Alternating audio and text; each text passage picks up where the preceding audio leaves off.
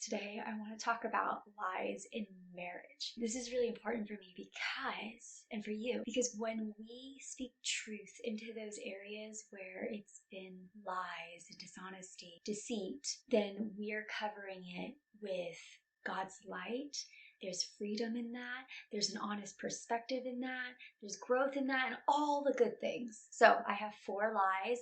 Each one seemingly seems to get more personal and difficult. The first lie is something that we bought into that we didn't even know that we believed this. It was like all unconscious. The lie is if you wait for marriage, and I'm talking about all the sexual things, then once it happens, it's going to be amazing and great and all that. And that's a lie, because obviously that takes work. And obviously it's a more complex issues. There could be physical issues, there could be emotional issues, and just all the things. And to assume that you're going to be blessed and everything is going to go work out well because you waited is such a wrong mindset. To think, because I did this for you, God, it's going to be amazing. The thing is, sex was created to be enjoyed within marriage. There's a context in it within marriage, and it's a beautiful, wonderful thing when it's within its context. But the world has perverted it in so many ways. I've said this so many times in my dating videos, but the whole point that we set up those boundaries isn't just so that we can wait to have sex until we're married, but it's because we want to honor God in every way. How can I love the Lord with all my heart in every way in my life, when I'm single, when I'm dating, when I'm married, and just any stage of my life? The second lie that you might believe in is that purity and temptation isn't a problem once you get married. Now, for those who struggle specifically with like sexual temptation, when you get married, when you find the right person, you get married, it's so awesome because you do get to enjoy these things that you couldn't before in the right context. But to say that those temptations don't exist when you're married is wrong. It might just be like, maybe timing isn't working out, or maybe one of you guys is sick and the other one's not, just all these different things. But also, if you head into marriage with any sort of undealt with habitual sin, don't assume that marriage is going to fix it all. You're still going to have those issues when you get married. The whole thing with purity, I know when we hear the word purity, we think of no sex before marriage, but purity is in Matthew chapter 5, verse 8. Blessed are those who are pure in heart, for they will see God. When you have a pure heart, you can see God more clearly. So purity is something that you can strive for even when you're married. How can I live in a way where I'm not distracted by sin and I can see God more clearly, hear God more clearly, and walk in the right path?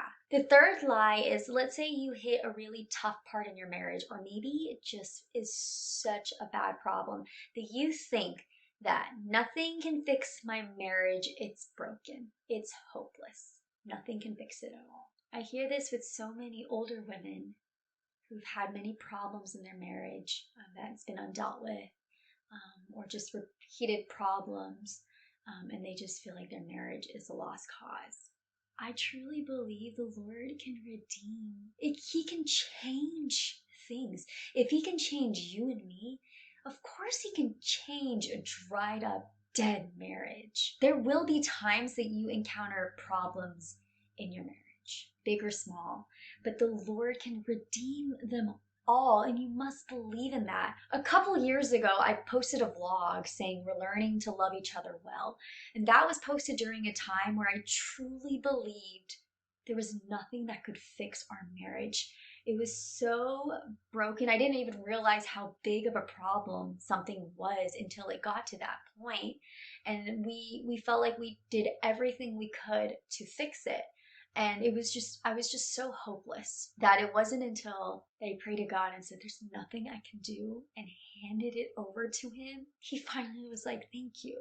This is not for you to carry. This is for you to give to me, and give it to me for me to take care of. And it's in that place where I surrendered myself and surrendered all my problems, it's in that place where I allowed room for God to be God and allowed room to see those miracles and allowed room for hope to come into my heart again and restore the things that are broken. There's going to be times where there's many broken pieces in your marriage. It's really hard.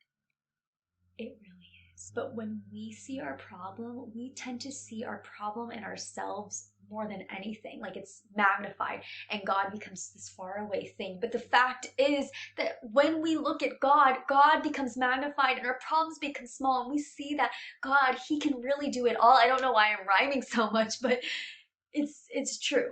Okay, the last lie. This last lie is for the couples that want children and don't have kids yet. This lie is that when you don't have a kid, you feel like you've been robbed of His blessing or that something's really wrong with you. For the longest time, I kept trying to navigate what it means to be a couple that doesn't have kids.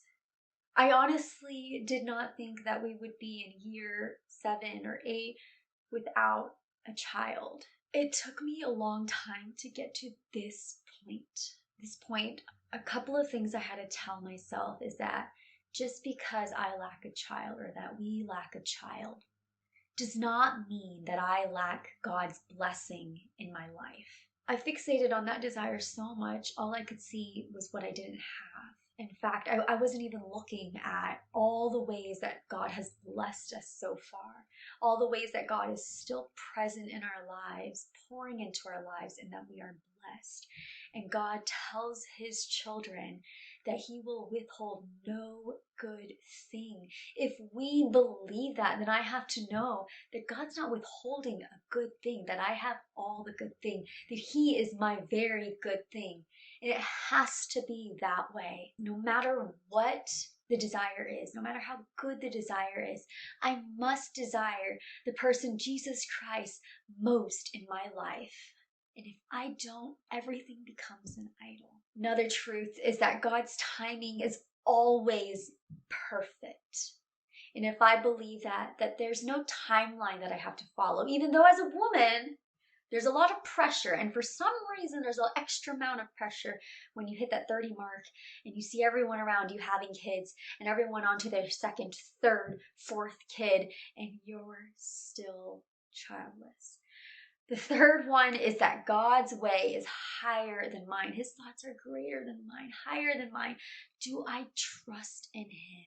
I will tell you, I'll be honest, every time I'm mentally not doing well, or I see more announcements or people's announcing things as I'm going through more hard things, it's really difficult. Sometimes you got to do what you have to do to preserve your peace, and whether that's deleting apps so you don't see these videos where when you're mentally not doing well, or following accounts that you're just not doing well. It's like, it's okay to preserve your peace in that way. In Luke 9:23-24, it says, "Let him deny himself and take up his cross daily and follow me." I'm going to go to God every single day. I'm going to lay it all down, my desires, my thankfulness, my wishes, my dreams, all those things that I think that makes me me. I'm going to take all that so it gives Him room for Him to fill up my heart, for Him to change me to look more like Him, and I can follow Him. And this has to be a daily process. And it's through that daily processes where God helps me realize some of the lies that I've taken and believed. There's power in knowing that you are believing in a lie. So cast it out, speak it out. What are the lies that you are speaking over yourself, over other people? You might even subconsciously be believing in it. Looking at what you believe and what you doubt is a great way to kind of figure out what you truly believe about God. And then replace those lies with truth, which is exactly what we did today. When you start speaking truth into your life, you start speaking truth to all the people around you. This is so important because there's so many broken and hurting people around us. You feel the weight of your hurt, of your brokenness, of your mess, of your struggles. Imagine all the other people who don't know Christ, who need that encouragement, or who do know Christ, and they still need that encouragement and that strength to go on. And you could be that vessel But in order for us to do that, we need to be having time with God daily and letting Him pour into us. That all being said, I hope that I can share more things about marriage, just because this is the role and positioning that I am in my life right now, even not having children. And so um, I just hope that I can be on here more. And I hope you guys have a blessed day and just be a blessing to people around you. Bye.